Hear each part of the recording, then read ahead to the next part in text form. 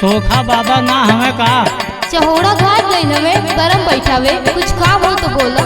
हमारे लड़कवा के तबीयत बहुत खराब है। वो झाई सोखाई दवाई करावत करावत थक गईली। सोखा के बड़ा नाम सुनले हैं, देखावे आयल हैं। दादा हमके सिखवले हुए चौरिया पे बैठावा, तुरंत देखत है। बैठ बाऊ बैठ। कुछ लायल है?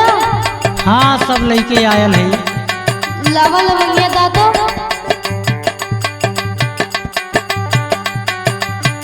चला गाँव के डिहराजा शीतला फूलमती चमरिया गंगा माई छोड़ा स्टार आवा हमरे चौरी दूध के दूध पानी के पानी करा दो। काऊ कहली माई सही कहा था ना? हाँ रे हाँ सही बोलत हई रे। चल माई साफ साफ बयान कर दो। तू नहीं आना हो तो नहीं आना, तू ना दी हले बमोट की तो नहीं आना। तोना दी हले बमोट की तो नहीं आना, तोना दी हले बमोट की तो नहीं आना।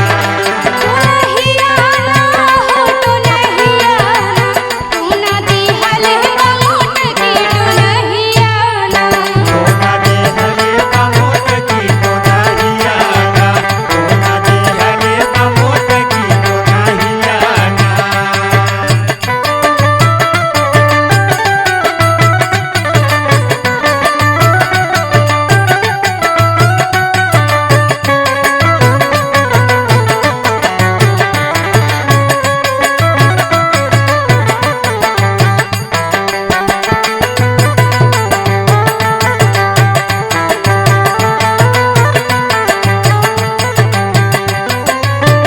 कहो महाराज मुटकी कहाँ पाई गेल हमरे लड़कवा के? ले सुन साफ साफ बतावत है।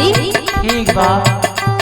दुआरा पे दी हले बोला के मिठाई, दुआरा पे दी हले बोला के मिठाई, दुआरा पे दी हले बोला के मिठाई।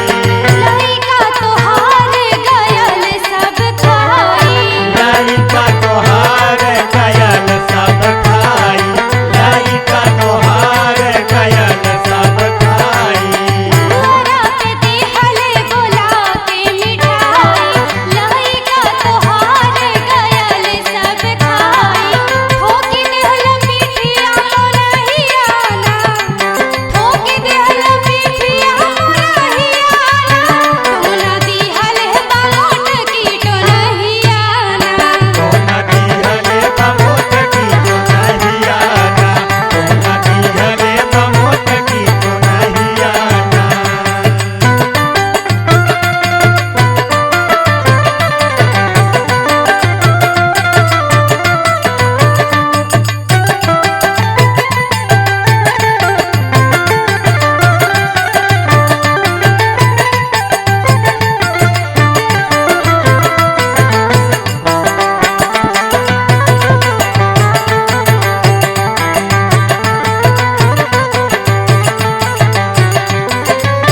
कर माई दूध के दूध पानी के पानी साफ साफ बताओ ई लड़के के साथे का होत बा।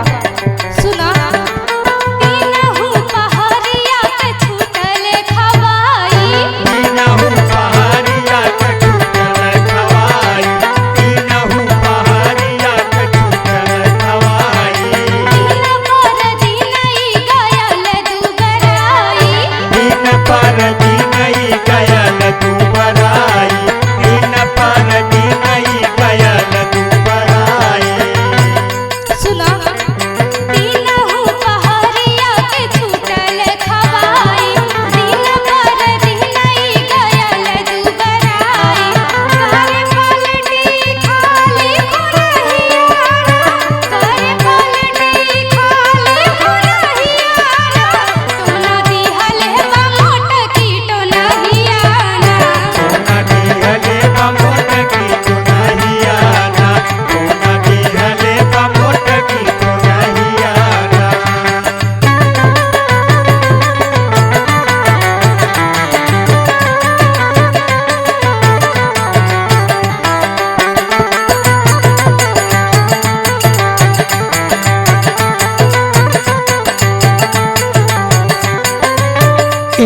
सही बात है महाराज, एक हफ्ता से खाद पियत ना है, एक चम्मच खाई तो पलटी कह दे।